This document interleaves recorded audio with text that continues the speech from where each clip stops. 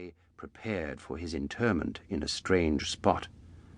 But the whole thing was an odd business, and when the contents of his will became current coin on Forsyte 'Change, a shiver had gone round the clan.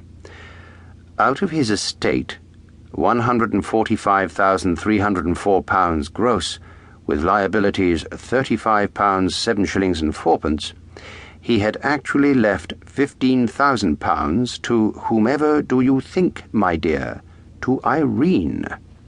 That runaway wife of his nephew Soames, Irene, a woman who had almost disgraced the family and, still more amazing, was to him no blood relation. Not out and out, of course, only a life interest, only the income from it. Still there it was, and old Jolyon's claim to be the perfect Forsyte was ended once and for all. That, then, was the first reason why the burial of Susan Hayman at Woking made little stir. The second reason was altogether more expansive and imperial.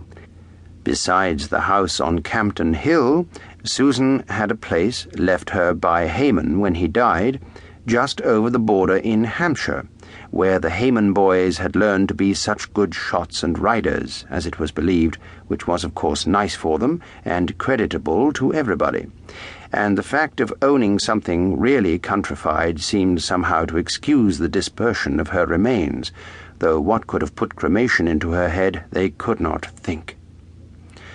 The usual invitations, however, had been issued, and Soames had gone down, and young Nicholas, and the will had been quite satisfactory so far as it went, for she had only had a life interest, and everything had gone quite smoothly to the children in equal shares.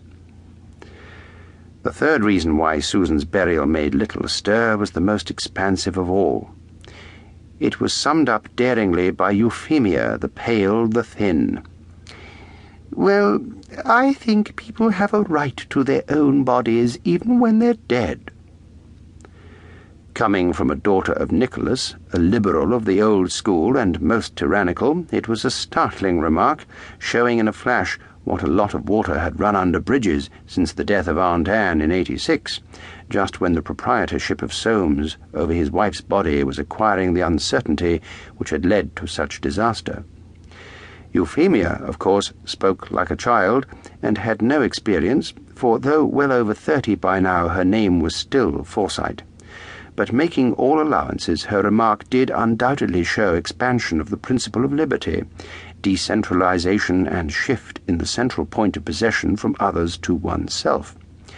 When Nicholas heard his daughter's remark from Aunt Hester, he had rapped out, "Wives and daughters is no end to their liberty these days. I knew that Jackson case would lead to things, lugging in habeas corpus like that."